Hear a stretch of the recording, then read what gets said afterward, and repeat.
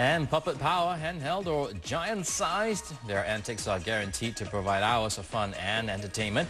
But they can do more. We'll speak with a professional puppeteer on how his creations communicate sensitive ideas.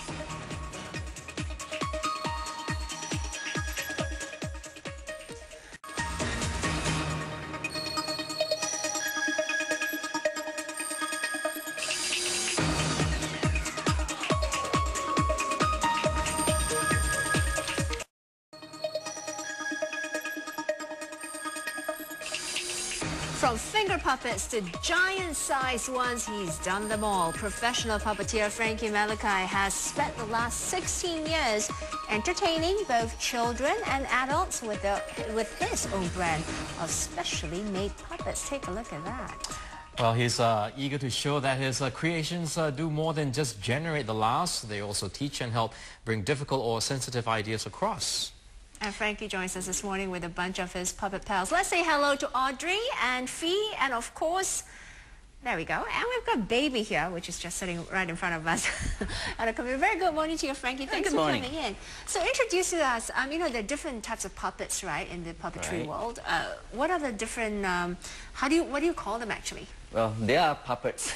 But the one over there is Fee, so he's a mascot, and there's somebody in there. And then this is Audrey too, all right? And these are like hand puppets, and these are some very simple, you know, hand puppets called peepers. Right, so your finger puppets and your hand puppets, and these are very unconventional forms of puppetry that I've seen. I've not seen puppets in this form. Yeah, they are very unconventional, yeah. That's what's so special about them. Yeah. Why do you think, you know, puppets are a good tool when it comes to not only entertaining, of course, but in education?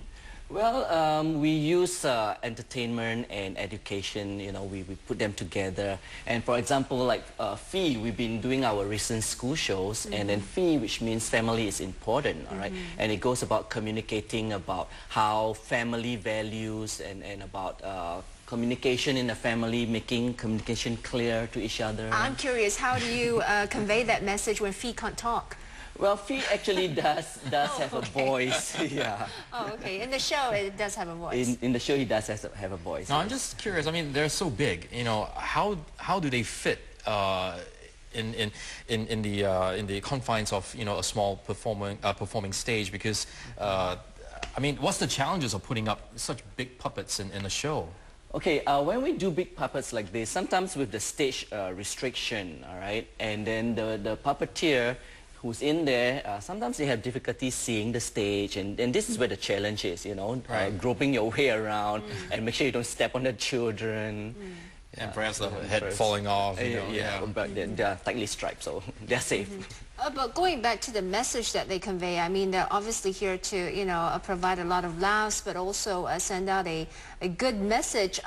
Give us an example how they go about doing that. What sort of different messages do you know, weave into your stories? Okay, for the recent school project that we're doing with Fee, which means family is important, all right, we go to the schools and then we tell the children from preschools to lower primary about the importance of family and about the importance of communicating with family members. And it's okay to talk to your parents, basically.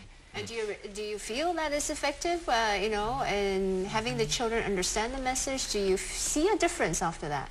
Oh, it's definitely. When we finish the program, you know, a lot of times the teachers and the principals would come out and say, we've never seen the children sit so quietly in such, you know, such a like a 40-minute show. We've never seen the children sit so quietly. I mean, do they get the message, or are they, you know, so entranced by, you know, the puppets themselves because they're colorful and they're, you know, larger than life? I mean, do you actually get the message across? Yes, because after the show, you know, we will get some children to come out and then we will ask them questions about the show, and amazingly, even the preschoolers are able to answer a lot of the questions. How do you come up with such ideas? I mean, you created these characters, haven't you? Yes, we made all these things ourselves. Yeah, and where you get inspiration from? What you know, triggers, you know, those ideas that come out of your head? Well, there's a lot of ways you can get inspirations from music, from books, from, you know, any pictures you see. But when you're creating a character, do you have like a specific aim? I mean, you know, what comes first, the message or the character? I think the message for me in this case, because we wanted to bring across family values in this show called Safari Family Show. And then from there we find out, we do some research and we find out, hey, these are the characters that will fit exactly into the show. So we started to put them on paper, design them. When did you start puppeteering? Not very long, about 16 years ago. 16 years ago. I mean, when I think of puppets, I usually think of, the Muppets and, Sesame Street, because it's part of the show. And Jim Henson, he's such a big influence in the puppet world, and of course Frank Oz. And I think of Frank Oz, I think of two things: Miss Piggy and Yoda. I mean, were they also your heroes? Well, I grew up with the Muppet Show, so my first influence when I started doing puppetry is all, this kind of puppets, hand puppets like this, yes. Okay, I mean, so give us an example. I mean, can you do us a quick demonstration? This is one of the simplest puppet you can have. This is called a peepers. Once you slip it on your fingers, it goes, suckaloo, suckaloo, I'm a cockatoo. So you can actually just use your and fingers if you put your hands. fingers like this, it go, what you looking at? Haven't you seen a hand talk to you before? Right. And this is my favorite. It goes like, wee, hello there. And this is a very naughty puppet. It goes like this. It goes like this. Go. One more time for our camera there. I don't think our viewers have caught it. Let's see. There we go. Okay, it goes, well, good morning. And That's sticking out the tongue right there. The art of puppetry is not only the way you move your fingers when it comes to this, or even your hand with this baby puppet, right? You call this it is baby. Yes, it's called baby. It's also the storytelling, but the animated audio sounds that you incorporate into it. It must take a lot of energy. I mean, yes, it does. To come up with such. I used to practice a lot when I was in the bathroom, and sometimes my wife would think, who's in there? I mean, is it difficult to get that lip sync? Because I would think that's one of the most difficult things, when trying to do puppetry. It is very difficult for me. It takes a lot of practice, and once you know the script, once you know the music, you'll get it down. For those aspiring puppeteers out there, what is your advice to them? Passion is one great thing, and then of course with passion you must have a lot of discipline and pay a lot of attention in class. Do you think that you can make a career out of passion? You can, but it won't, you won't survive on passion, but I think you will need a little bit of business acumen as well. And then you need, besides that, you need to get to know people, you have to be good in your craft. And creative ideas as well. Of all the characters that you've done, I mean, which are the ones that you're most proud of? Well, there's a lot, and the most recent one is of course Fee, because he's our family ambassador and going to the schools to teach family values, and I think that is very important. Yeah, it's very lovely. Oh, sorry, I think we've neglected Audrey. Can Audrey talk as well? Yeah. Oh, look at that tongue wiggle around.